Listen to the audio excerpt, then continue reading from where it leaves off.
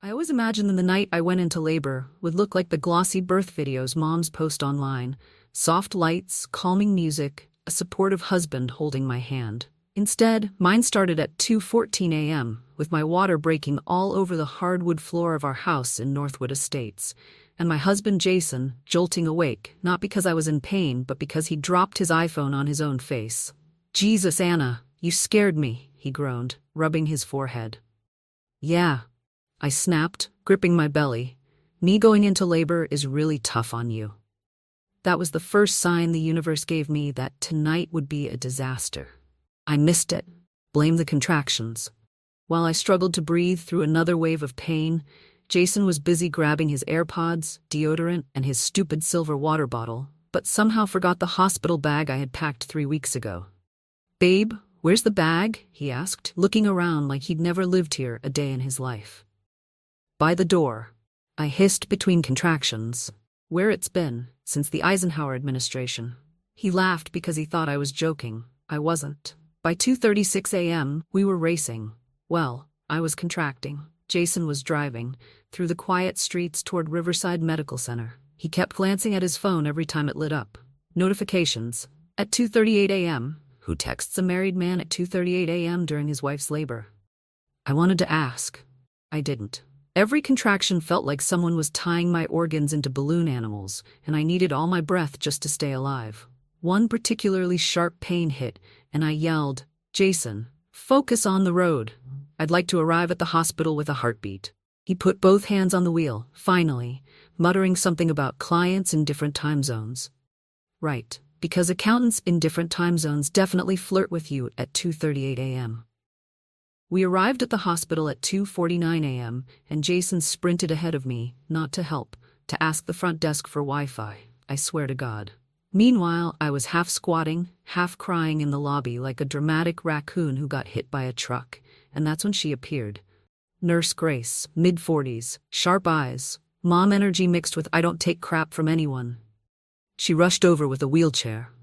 "Honey, where's your husband?" I pointed at Jason, who was leaning across the counter asking the receptionist, "Is the Wi-Fi password case sensitive?" Grace closed her eyes for a full 3 seconds, like she was rebooting her soul. Then looked at me and whispered, "Sweetheart, do you have family nearby? Anyone with a fully developed brain?" I burst out laughing mid-contraction. It hurt like hell, but it was worth it. Grace rolled me toward the elevator. Jason jogged behind us, typing furiously on his phone. "Babe," he said breathlessly, "it's my boss. He needs updates." At 3 in the morning, I asked. "He's overseas." "In Northwood Estates?" Grace muttered under her breath. Jason didn't hear her, but I did, and for a moment, even through the pain, I felt a strange warmth, like someone was finally on my team. We reached the maternity floor at 2:58 a.m. The hallway lights were dim, machines humming softly. Grace handed me a hospital gown and helped me settle into the triage room. Then, as another contraction hit, I looked toward the frosted glass window of the hallway door. And my breath caught, not because of the pain this time. Jason was out there, laughing, smiling, standing way too close to a woman with long honey blonde hair and a tight navy dress. She touched his arm. He didn't pull away. For a heartbeat, I forgot I was in labor. My mind went silent. Grace followed my gaze. Her jaw tightened. "Is that?" she began, but I couldn't answer, because right then the woman leaned forward and Jason kissed her. And that was the exact moment my contraction monitor started beeping like a fire alarm. For a full second after Jason kissed her, I honestly thought the pain had made me hallucinate. I blinked. Hard. Nope. Still there. Still my husband. Still kissing a woman who was definitely not the one about to push out his child. A contraction hit me so hard my toes curled like shrimp in a frying pan, and the monitor next to me started beeping louder, as if it wanted to file a police report. Grace snapped into action. "Anna, breathe. Deep, slow. Don't look at him. Look at me." "That's my husband," I whispered, because apparently stating the obvious was the best my brain could manage. Grace pressed her lips together. Unfortunately, yes. Another contraction surged, and I gripped the railing so tightly I could have bent steel. Great, at least I'd be a superhero after birth. At 3:04 a.m., Jason finally walked into the triage room, looking slightly flushed, hair suspiciously out of place. Honey blonde dress lady was nowhere in sight. He said, "Hey babe, tough contractions, huh?" Like he hadn't just committed the romantic equivalent of arson in the hallway. Grace stood behind him, arms folded, staring at him the way a cat stares at a bug it's about to stomp. Jason didn't notice. "The doctor said they'll check your dilation soon."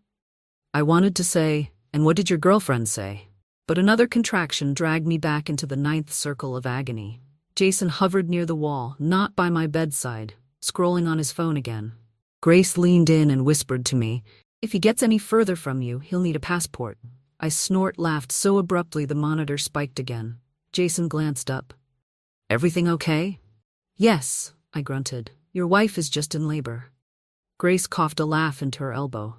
At 3:19 a.m., a young resident doctor named Noah entered the room. He was cheerful in the way only people who've slept 8 hours can be. "All right, Anna, let's see how baby is doing." He checked quickly. "You're at 6 centimeters, moving fast." I glared at Jason. Wish someone else were moving fast. Jason didn't get it. Grace did. Her smirk could power a small city. The monitor beeped again. "Baby doing well, just riding the roller coaster with me." Noah said, "I'll check back soon." "Dad, maybe try offering some support?" Jason perked up. "Oh, right, sure." Then he placed his hand on my shoulder like he was consoling a coworker whose stapler broke. Grace slowly turned her head toward him. Her expression said, "Sir, please." At 3:33 a.m., my contractions got closer. Every 2 minutes, I groaned through another wave, squeezing Jason's wrist, hard. "Ow, Anna, relax. Relax," I snapped. "Why don't you try passing a bowling ball through your ribcage and see how relaxed you feel?" Grace nearly choked on her coffee. Jason stepped back like I was radioactive. "I'm gonna get some air." Grace raised an eyebrow so high it nearly entered orbit. "Air. I'm sure that's what you're getting." I looked at her. She looked at me. We both knew exactly where he was going. "That woman, do you recognize her?" I asked. Grace took a breath. "I don't know her personally, but I know the type." "What type?" "The type who buys perfume called Homewrecker No. 5. Another burst of laughter tore out of me mid-contraction. It hurt, but hell, it kept me sane. At 3:41 a.m., as the pain built and the room started blurring, I realized something terrifying. I wasn't just giving birth. I was witnessing the death of my marriage in real time, and I had no idea which one hurt more. Grace placed a cool hand on my arm. "You're stronger than he deserves. Anna, focus on the baby. I'll keep an eye on him." I nodded, breath shaky. Outside the door I heard footsteps, voices, a woman's laugh. Grace slowly turned her head toward the hallway, eyes narrowing. "That better not be who I think it is," she muttered, and then she stepped out of the room. Grace slipped out of the room at 3:41 a.m. like a detective stepping into a crime scene. The door clicked shut behind her, leaving me alone with the beeping monitor, the sting of betrayal, and the uncomfortable realization that I might actually give birth before Jason finished whatever romantic side quest he was on. Another contraction hit. Sharp, deep. Like someone was trying to open a jar of pickles inside my pelvis. I clutched the railing and groaned so loudly, the nurse at the front desk poked her head in. "You doing okay, sweetie?" "My husband is missing," I said through gritted teeth. She blinked twice. "You sure he didn't go to grab snacks?" I let out a full-body hormone-fueled laugh. "Yeah, snacks, for the woman he was kissing." The nurse slowly backed out like she had accidentally walked into an exorcism. At 3:45 a.m., the door opened, and Grace marched back in with the expression of someone who had found what she was looking for. Her hair was slightly windblown, which made no sense because we were indoors. She set her clipboard down gently, smiled at me sweetly, and then said, "Well, I found him." I braced myself. "Was he alone?" Grace inhaled through her nose. "No." My stomach dropped harder than my contractions. She added, "He was near the vending machines, having a very animated discussion with Miss Honeyblonde." "About what?" Grace hesitated, then said, based on her body language, "Ownership." I blinked. "Of what, a candy bar?" "No," Grace said. Then she leaned closer. "Of him." I swear my uterus tried to leave my body out of pure rage. At 3:52 a.m. Jason returned. He didn't look ashamed. He didn't look guilty. He looked annoyed. "Anna, can you stop yelling?" he said. "They can hear you all the way down the hall." Grace stepped between us with the grace of a mama bear preparing to shred a salmon. "Jason, dear," she said sweetly, "her yelling is called labor." Jason lifted his hands defensively. I'm just saying she's being dramatic. I nearly ripped the IV out and threw it at him. Grace didn't blink. Do you want to keep both legs, or should we schedule an amputation? Jason blinked. What? She's in transition, Grace said calmly. And you're acting like a man who thinks Wi-Fi is more important than childbirth. I laughed so hard the monitor beeped a warning. At 3:57 a.m. the resident doctor returned. Okay, Anna, 8 centimeters. This baby's not messing around. Jason stepped back like he'd been personally attacked. You're almost done? He asked. Almost? I snapped. Do you want to switch places? He opened his mouth, then closed it again, the smartest decision he'd made all night. Grace leaned in to whisper, Don't offer him your spot, honey. Men faint when they stub their toes. Then at 4:03 a.m., something happened that changed the tone of the entire room. My monitor began to beep irregularly. The baby's heart rate dipped, then climbed, then dipped again. Grace's demeanor sharpened instantly. Noah, she called out, get in here. The resident rushed back in. Anna, we need to watch this closely. My own heartbeat stumbled. Is something wrong? Could be temporary, he said gently. But we need to be ready, just in case. Jason paled. Is he okay? Grace fixed him with a stare. Maybe you should stay in the room this time. And then she added, quiet enough only I heard, because if anything happens, she's going to need someone who actually loves her. My throat tightened. Jason swallowed but said nothing. At 4:07 a.m., another contraction slammed into me, harder than all the others, and the monitor beeped sharply again. Grace called for backup. Noah grabbed gloves, the hallway filled with hurried footsteps, and Jason, he froze, then reached for my hand, not out of love, but out of fear. For the first time tonight, he finally realized this wasn't a joke. Something was happening. Something big, something dangerous, and he might lose more than just his wife. By 4:07 a.m., the room had shifted from labor chaos to mild medical emergency, and every instinct in my body went cold. The contractions were coming fast, sharp waves every minute, and the baby's heart rate kept dipping before bouncing back up like a malfunctioning elevator. Grace squeezed my shoulder. Anna, stay with me. You're doing beautifully. Jason hovered near the wall, pale and useless, like a decorative lamp someone forgot to unplug. Another contraction thundered through me, and I grabbed the nearest object. Unfortunately, that nearest object was Jason's wrist. He yelped. Anna! Not so hard. I growled through clenched teeth. Then get closer so I can strangle you evenly. Grace turned away, pretending to adjust a monitor so I wouldn't see her laughing. At 4:10 a.m., the attending OB, Dr. Miller, not related to me, thank God, entered the room. She had the calm expression of a woman who had done this 1,000 times and had no patience for dramatic husbands. Anna, she said, baby's heart rate is unstable. It may resolve on its own, but I want to prepare for possible intervention. My breath caught. Intervention meaning? Meaning we may need to move quickly, she said gently. But you are in good hands. I nodded, eyes burning. Jason asked, is this because she's been yelling too much?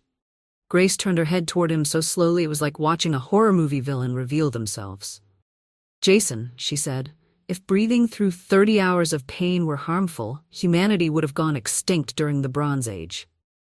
I nearly choked laughing, then immediately groaned as another contraction hit like a truck.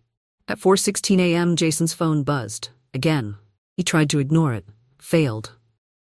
Looked down. The screen lit his face blue. I caught a glimpse of the name through the reflection on his glasses. Sophie. My breath froze mid-inhale. Grace saw the change in my expression and followed my gaze. Her eyes narrowed, then she stepped so close to Jason that he backed into the wall. You will put that phone away, she said quietly, or I will put you away. Jason shoved the phone into his pocket so fast he nearly stabbed himself with it. At 4:19 a.m., another dip in the baby's heart rate flashed across the monitor. Everyone stopped, even Jason. Dr. Miller's tone turned crisp. Anna, I need you to shift onto your left side. Grace and another nurse helped roll me carefully. My whole body trembled as another contraction tore through me. Jason hovered uselessly until Grace snapped. Hold the pillow. No, like a human, Jason, not like you're afraid it'll bite you. He grabbed it awkwardly. A second later, the monitor beeped again.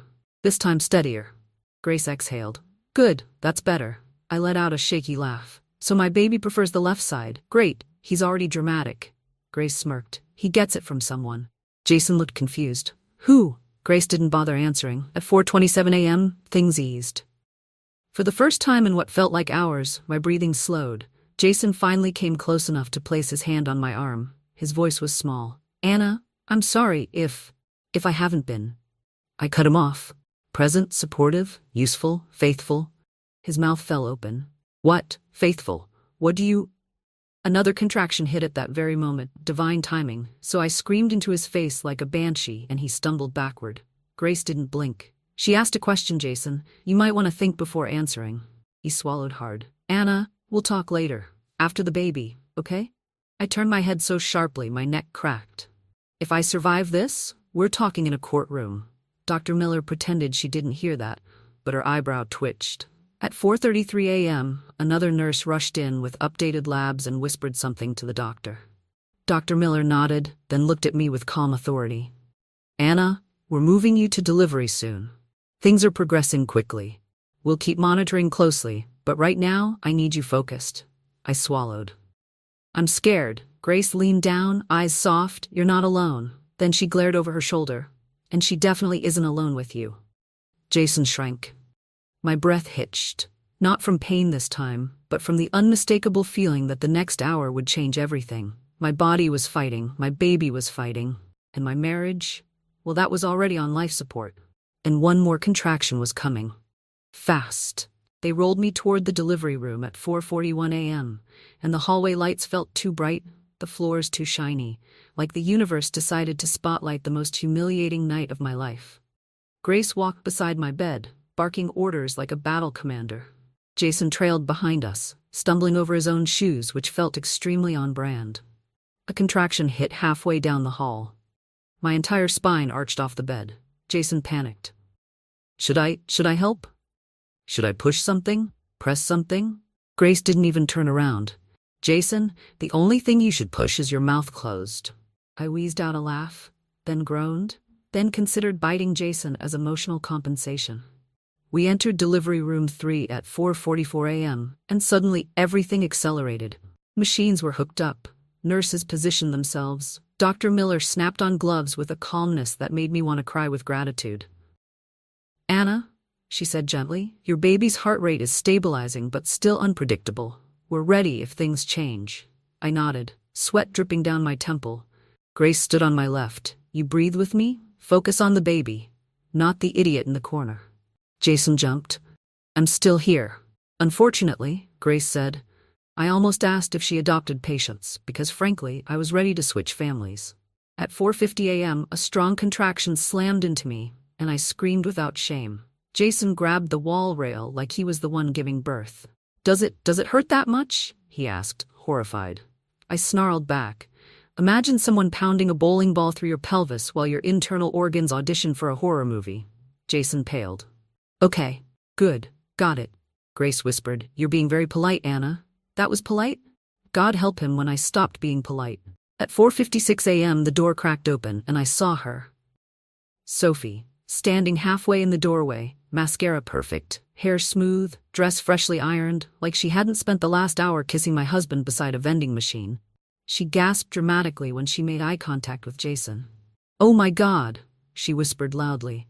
Jason, what's happening? Is she okay? The room collectively froze. Grace turned toward her with the slow, predatory smile of a lioness considering lunch. Ma'am, she said, stepping forward, unless you're here to deliver your baby, you can leave. Sophie clutched her chest. I'm just worried about him. Grace blinked. Worried about him. Even the anesthesiologist snorted. Jason flinched like he'd been stabbed. Sophie, now. This is not the time. She didn't move. Of course she didn't. People like Sophie didn't understand time, place, or basic morality. I managed to hiss through a contraction. Are you kidding me? Sophie opened her mouth again, God knows for what, but Grace was already pushing her backward with one finger on her shoulder. 1, Grace warned, get out of my delivery room. Sophie hesitated. Grace took a single step forward. 2, she said. Sophie bolted so fast she nearly left a smoke trail behind her. Jason tried to follow. Sophie, wait. But Grace slammed the door before he reached it. She turned slowly toward him. Sit, she commanded. Jason sat, like a scolded golden retriever. At 5:03 a.m., another contraction tore through me, and the room kicked into high gear. "Okay, Anna," Dr. Miller said.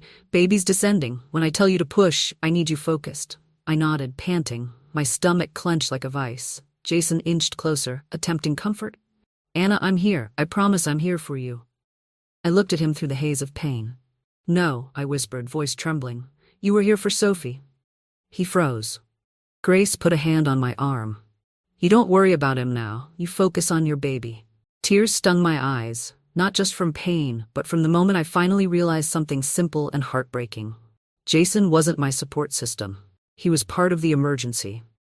At 5:07 a.m., Dr. Miller glanced at the monitors and said the 5 words that made my heart drop into my stomach. "We need to move. Right now." Everything blurred. Nurses moved around me with controlled urgency. Jason backed into a corner, terrified. Grace tightened her grip on my hand. And I realized the next minutes weren't just about heartbreak. They were about survival. For me. And for my child. The moment Dr. Miller said we need to move right now, the air in the room tightened like a pulled rubber band. It was 5:07 a.m., and suddenly the delivery room felt too small, too bright, too full of fear. Nurses adjusted wires, machines beeped faster. Grace squeezed my hand so firmly it grounded me back into my body. Jason hovered near the corner like he was waiting for someone to pass him a script he'd forgotten to memorize. Dr. Miller's voice dropped into a calm, urgent tone. "Anna, the baby isn't responding well. Your body's doing everything right, but we need to help him out." Help him out. Those words sliced straight through my chest. I nodded, unable to speak. Grace leaned in. "We're getting you through this. You hear me?" I did, barely. But then, another contraction hit like a freight train, and I screamed so loud I'm pretty sure I woke 3 different departments. Jason jumped. "Oh my God, Anna!" Grace stepped between us. "You? Zip it. She doesn't need your shock. She needs calm." Jason shut up so fast it was almost impressive. By 5:10 a.m., a nurse placed an oxygen mask over my face. "Deep breath, sweetheart," she said. Grace positioned herself at my side. "You stay with me. Look at me." I tried, but something pulled my eyes toward Jason. He looked like a child caught sneaking cookies, wide-eyed, trembling, and trying to pretend he wasn't the architect of his own downfall. "Anna," he whispered, "I'm sorry." I cut him off with a glare so sharp it could have sliced him open. "Not now," I gasped. "Not when." Another contraction swallowed the sentence whole. At 5:13 a.m., the baby's heart rate dipped again. Dr. Miller's calm expression didn't falter, but her voice tightened. "All right, we need one strong push from you, Anna. One big push. Let's get him past the distress." Grace locked eyes with me. "Listen, honey, you give it everything. Everything. We're right here." Jason edged closer like he wanted to hold my hand. Grace extended a single finger and pointed him back into his sad little corner. He obeyed, again. Then came 5:15 a.m. The contraction slammed into me, the kind that makes your soul leave your body to file a complaint with management. I pushed. Hard. Harder than I thought a human could push without turning inside out. I screamed so loudly I'm surprised no car alarms went off in the parking lot. Grace coached me through it, her voice fierce and steady. "That's it, Anna. Yes, yes, you're doing it." Jason whimpered from the corner like he was the one giving birth. Between contractions, I shouted at him, "Will you stop making that sound?" Grace muttered under her breath, "I swear, if whining burned calories, he'd be ripped." Despite everything, I laughed, then cried, then laughed again because childbirth is basically emotional roulette. At 5:18 a.m. something shifted, a pressure so intense it felt like my entire skeleton realigned, a flash of terror, a flood of determination. Dr. Miller's voice rose. "Yes, Anna, one more, one more." Grace pressed her forehead against mine. "Do it for your baby, do it for yourself." And I did. I pushed with everything left inside me, every heartbreak, every contraction, every betrayal boiling in my chest. And then, a cry, small, sharp, beautiful. My baby, my son. He was here. The room exhaled with me. Dr. Miller lifted him onto my chest and my whole world narrowed to that tiny red face and those lungs that somehow held more strength than I did. I sobbed. Grace sobbed. Even the anesthesiologist sniffed. Jason cried too. But his tears weren't the same. Mine were joy and pain. His were guilt. And he knew it. At 5:23 a.m. as my son settled against me, Grace adjusted the blanket and whispered in my ear, "He came into this world fighting, just like his mother." I smiled through tears. Then Jason stepped forward, voice shaking. Anna, I'm so sorry. Please, let me fix this. I looked at him, not with rage this time, but with the clarity of someone who's finally awake. You didn't show up for me, I said quietly. But you know what? I did, and that's enough.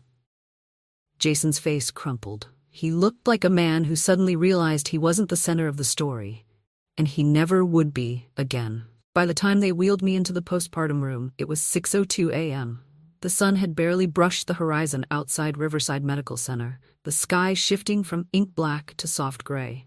My newborn son, tiny, warm, perfect, was tucked against my chest, wrapped like a burrito with cheeks so round I wanted to cry just looking at him. Grace walked beside my bed, adjusting the IV as if she'd delivered the baby herself. Jason followed behind us with the energy of a kid who'd lost his mom in a grocery store and couldn't find the cereal aisle. As soon as we got settled, Grace turned to him and said, "Go get her ice chips. She earned it." Jason, eager to be useful for once, nodded vigorously. "Right? Ice chips? Got it." He left. Grace leaned close and whispered, "That should keep him busy for at least 20 minutes. He'll get lost." I snorted. "He got lost on the way to the bathroom once." Grace nodded solemnly. "Exactly." At 6:14 a.m., Jason returned triumphantly, with a single cup of ice chips and 3 packets of ketchup. "Ketchup?" I asked. "They were next to the napkins," he said. Grace took the ketchup out of his hand. "Should we put it on the baby? Use it as a garnish?" Jason froze, unsure if she was serious. She wasn't, mostly. The room felt peaceful after the chaos of the night. The baby made tiny squeaks. My brain floated somewhere between joy and exhaustion. Jason sat on the couch staring at us with a strange mixture of awe and panic, like he wasn't sure if he'd just witnessed a miracle or a felony. Finally, he cleared his throat. "Anna, can we talk?" I didn't look at him. "No? It's important. I just pushed a human out of my body. I assure you nothing you say will be important compared to that." He hesitated. "I just want to explain." Grace stepped in like she'd been waiting her whole life for this moment. "Jason," she said sweetly, "if you try to explain anything right now, I'm going to politely escort you into the parking lot and leave you there." Jason blinked. I thought you said politely." "Oh, absolutely," Grace said. "I'll even hold the door." I laughed so hard I nearly dislodged my stitches. At 6:32 a.m., a pediatric nurse came to check the baby. Jason hovered so nervously behind her that she finally turned and asked, "Dad, do you need a chair?" Jason shook his head. "I'm fine." He wasn't fine. His legs were shaking like a baby deer on an ice rink. The nurse smiled kindly. "It's normal to feel overwhelmed. You can sit." Jason sat instantly. Grace whispered, "Told you he'd fold." Then came 6:45 a.m.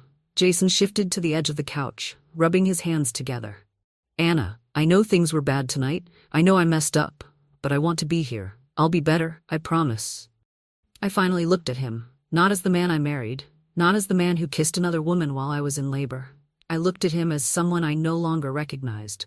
"You weren't there when I needed you," I said softly. "You were with her." Jason's face crumpled. "It wasn't like that." "Jason, I literally saw you." He opened his mouth, probably to invent a new shiny lie, but Grace suddenly stepped in front of him. "Jason," she said firmly, "let her heal. Let her rest. Let her enjoy her child, without your interpretive storytelling." He frowned. "Interpretive?" Grace looked him dead in the eyes. "Yes, because I've heard fairy tales that made more sense than the excuses you're trying to build." I nearly choked laughing. Jason deflated, shoulders sagging, hands limp in his lap. For the first time, he looked like a man who realized the damage wasn't temporary. This wasn't a fight. This wasn't a misunderstanding. This was a fracture. At 6:58 a.m., my son stirred in my arms, his tiny fingers curling around mine. I melted. Grace watched us with soft eyes. "You did it, Anna. And he's perfect." My throat tightened. "Thank you for everything." She smiled. "I just tell the truth." Loudly. I looked at Jason, who was silent for once, then back at my son. I whispered to him, "It's just you and me now, and that's enough." And in that moment, it truly was. The first 48 hours after giving birth were a blur of diaper changes, vitals checks, and me discovering that my body now made noises I had never heard before. It was day 2, 7:12 a.m. The soft morning light filtered through the blinds, and my son slept on my chest like a warm loaf of bread. Grace walked in with her usual confidence, the kind of walk you only earn after catching thousands of babies and hundreds of cheating husbands. "Morning, Mama," she said. "How's our little guy?" "He sleeps better than my husband did during our entire marriage," I answered. Grace snorted. "So? Perfectly?" I wheezed, laughing. Jason, unfortunately, walked in right then with a tray of hospital pancakes and orange juice he almost spilled twice on the way to the table. "Breakfast," he announced, trying to sound cheerful. "I thought we could, eat together as a family." Grace whispered to me, "Bless his heart, he's trying to join a club he got kicked out of." At 7:26 a.m., a lactation consultant came in to check on feeding. Jason shifted nervously in the corner like he was afraid a boob might attack him. The consultant asked, "Dad, could you hand me the pillow?" Jason froze, then picked up a chair instead. No, she said gently, "the pillow." Jason switched items 3 times, chair, blanket, TV remote, before Grace sighed and said, "Give her the actual pillow before she files paperwork to have you removed." Jason finally handed it over, face red enough to match the emergency exit sign. Even the consultant laughed. At 8:02 a.m., breakfast arrived. Jason placed a fork in front of me and said, "Here, I remembered you like extra napkins." I stared at the fork. There was dried syrup on it. "Did you wash this?" I asked. "It looked clean." Grace sighed deeply. Jason, looking clean and being clean are 2 different religions. He scurried off to get a new fork. As soon as the door closed, Grace whispered, "Do you think he walked in on the wrong brain today?" I laughed so hard the baby stirred. At 8:30 a.m., the door opened and 2 social workers came by for routine postpartum check-ins. They congratulated me, asked questions, made notes. Jason jumped into every answer like he was auditioning for Father of the Year. "She's doing great. We're very close. I've been supporting her non-stop." Grace lifted an eyebrow so slowly it should have been illegal. One of the social workers smiled politely. "That's wonderful. And you've been here the whole time?" Jason nodded confidently. "Of course." I opened my mouth, ready to torch the room with the truth, but Grace touched my shoulder gently. Her eyes told me, "Not now. Not with the baby here. Save it." So I stayed quiet. But Jason didn't notice the quiet was dangerous. At 9:18 a.m., the room finally cleared out, leaving just the 3 of us. Jason sat at the foot of my bed, hands clasped like he was in a church confessional. "Anna, I know you're angry," he said softly. "I know I made mistakes, but I'm ready to be different. I want this family." I looked at my son, sleeping peacefully on my chest, then at Jason. "Jason," I said, "I watched you kiss her while I was in labor." He flinched like the words physically struck him. It wasn't." Grace put a hand on her hip. "Please, for the love of medical science, finish one sentence without lying." Jason shut his eyes. "I'm sorry, I don't know what to say." I swallowed. "Then don't say anything." He looked panicked. "Anna, please, don't do this. You can't take my son away from me."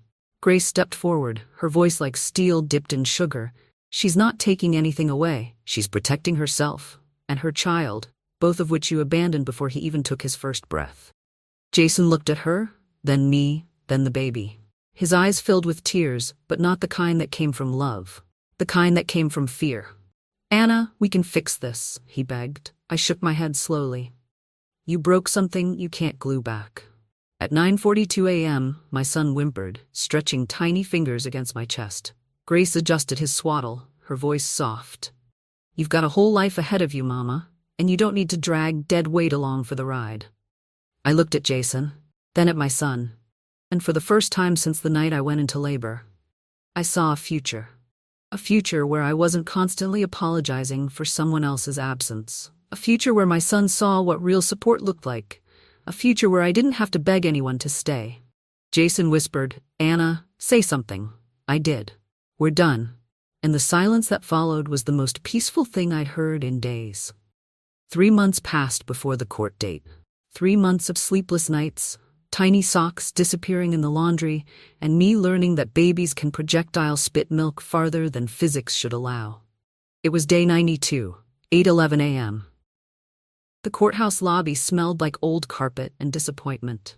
I held my son against my shoulder while Jason stood 10 feet away, rehearsing lines like an actor preparing for his big break. His lawyer whispered, "Remember, calm, remorseful, supportive husband."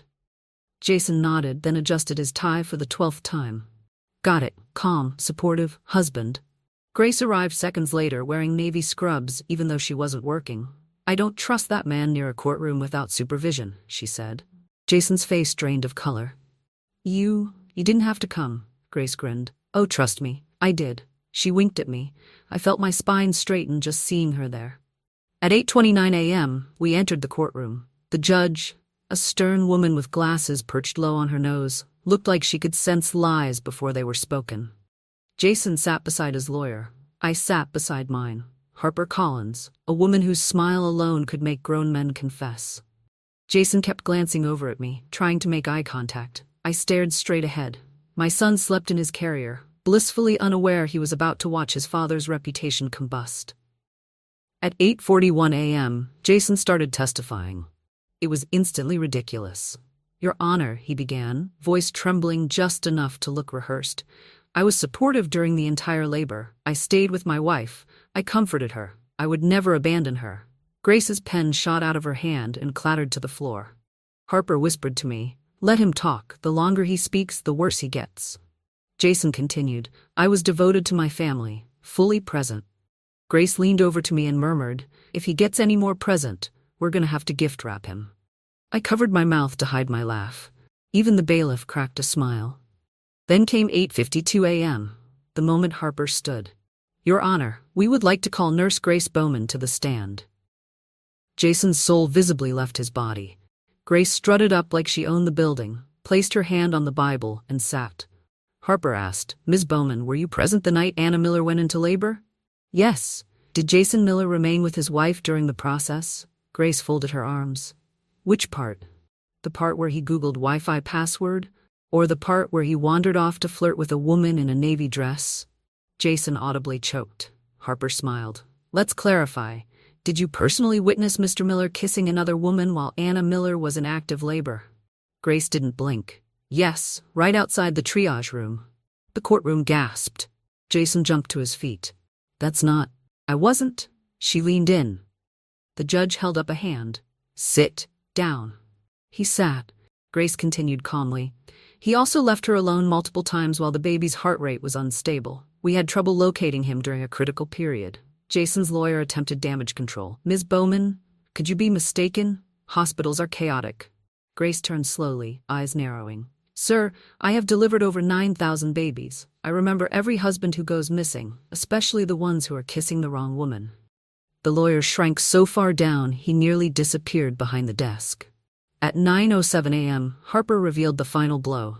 Phone records. Hallway camera timestamps. Messages between Jason and Sophie. Jason buried his face in his hands. The judge removed her glasses. "Mr. Miller, you abandoned your wife during a medical emergency. You endangered her and your newborn." His voice cracked. Please don't take my son." She continued, unmoved. "Miss Miller will have primary custody. You will receive limited visitation and mandatory counseling." Jason's head dropped. Grace leaned in and whispered just loud enough. "Actions have consequences, Jason, even the ones you think nobody saw." At 9:22 a.m., the judge dismissed the court. Jason didn't look at me. He couldn't. I lifted my son into my arms, kissed his warm forehead, and walked out of the courtroom with Grace beside me. "You did it, Mama," she said softly. I nodded. "No," I whispered. "We did." And for the first time in a long time, I felt free. It took 6 more months to fully settle into my new life. 6 months of court-ordered visit schedules, daycare waiting lists, and learning that babies apparently enjoy dropping pacifiers onto the floor for sport. It was month 6, day 184, 4:58 p.m. The late summer sun slanted across the living room of my new townhouse on the quieter side of Northwood Estates. It wasn't as large as the house I once shared with Jason, but it felt infinitely bigger in all the ways that mattered. My son, now a lively, chubby-cheeked explorer, was crawling across the rug toward a stack of Amazon boxes like they were ancient treasures. Grace visited once a week, usually bringing muffins. Today, she held a blueberry one in her left hand and my baby in her right, rocking him gently. "You're doing good, Mama," she said, watching him drool on her shoulder. "Really good." I took a long sip from my Starbucks cup, my tiny luxury, and exhaled. "Some days I feel like I'm nailing it," I said, "and some days I feel like I'm being chased by laundry." That's motherhood, Grace said. Plus, your laundry is adorable. I laughed, and it didn't hurt anymore.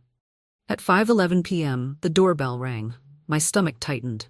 Jason was due for pickup today. Grace gave me a reassuring nod and opened the door. Jason stood there wearing a shirt that looked like it had been ironed by a nervous raccoon. His eyes were tired, his shoulders slumped. He didn't step inside until Grace moved aside like a nightclub bouncer granting entry. "Hey," he said quietly. "Hi," I answered. He watched our son giggle in Grace's arms, and something flickered across his face, a mix of love and regret and the knowledge that he had missed chapters he could never rewrite. I handed him the diaper bag. He napped at 2, had a bottle at 3:30. He's been happy today. Jason nodded slowly. "Thanks. I appreciate you keeping me in the loop." I wanted to say, "You didn't keep me in the loop the night I was giving birth." But I didn't. Some wounds weren't worth reopening. At 5:18 p.m., as Jason buckled our son into the car seat in his Toyota, he turned to me. "I'm seeing a therapist," he said. His voice was thin, unsure. I nodded. "Good. I'm trying to be better." "I hope you are," I said softly. "For him." He looked down. "For him mostly, but also for myself." Grace, who had followed us outside under the pretense of checking the weather, crossed her arms and said, "Well, growth is possible for everyone, even Jason." He managed a tiny laugh, shook his head. "Thank you, I think." Grace added, "Don't make me regret saying that." He nodded like a man on probation. At 5:26 p.m., they drove away, and the quiet settled over the front steps. For a moment, the silence surprised me. Then I realized it wasn't emptiness. It was peace. Real peace. Grace nudged me gently. "You okay?" "Yeah," I whispered. "More than okay." We walked back inside where the late sun cast warm stripes on the wooden floor. I looked around at the life I had built. Not perfect, not easy, but mine. My shelves held baby books next to my old favorites. My living room had a playmat instead of polished marble. My nights were filled with toddler giggles instead of arguments. It wasn't the life I once imagined, it was better. At 5:04 p.m., as I cleaned up toys scattered like confetti, my phone buzzed. A message. From Grace. It said only, "He's lucky you didn't break during all this. But that little boy, he's luckier." I looked at my son's empty playpen and felt my eyes well. Grace was right. I had survived betrayal. I had survived childbirth. I had survived becoming a single mother overnight. And somewhere in the chaos, I found the version of myself I'd lost along the way. Strong. Steady. I picked up my Starbucks cup, took a deep breath, and whispered into the quiet home, "We're going to be okay." And for the first time since the night my contractions started, I believed it. It was a Sunday morning, nearly a year after the night everything changed. Sunlight slipped through the tall windows of my townhouse in Northwood Estates, warm and golden, settling on the soft rug where my son sat babbling at a stack of picture books. His tiny hands slapped the pages like he was giving the illustrations applause. I watched him from the kitchen island, sipping my morning coffee, yes, Starbucks, because motherhood had upgraded me from need caffeine to need survival gear. The world felt different now. Not louder, not brighter, just kinder. Grace stopped by every Sunday, usually carrying a bag of groceries and the attitude of someone who had adopted us without asking permission. Today was no different. She walked in without knocking, announced, "I brought muffins, and no, you don't get a choice in flavor," then swooped down to pick up my son, who squealed like she was the best entertainer on earth. Watching them together, her steady arms, his easy laughter, I felt something inside me loosen. Not grief, not anger, just acceptance. Jason still had visitation, and for the most part, he showed up. Therapy was making him quieter, humbler, maybe even better. But whatever version of himself he discovered, it wasn't for me anymore, and I was finally at peace with that. After breakfast, we walked to the small community park behind my townhouse. The late morning sun filtered through the trees, leaves whispering with the soft breeze. My son toddled through the grass, chasing shadows and giggling like the world was made just for him. Grace sat beside me on the bench. "Look at him," she said. "That boy's got a good life." I nodded. "He does. And so do you." It hit me then, simple and warm, like a door opening quietly inside my chest. I wasn't surviving anymore. I was living, not perfectly, not effortlessly, but honestly. My son ran back toward me, arms out, cheeks flushed. I scooped him up and pressed my nose to his hair, breathing in sunshine and baby shampoo. "We're going to be okay," I whispered, and for the first time, it wasn't a promise, it was the truth. And that wraps up today's story. Now we want to hear from you. Where are you watching from? Drop your city or country in the comments, and let's see how far these stories reach. If this story moved you or gave you chills, give it a like, share, and subscribe for more powerful stories. One last thing, rate the story from 1 to 10 in the comments. Your feedback helps us bring you even better ones next time. Thanks for watching. We appreciate you being part of this storytelling journey.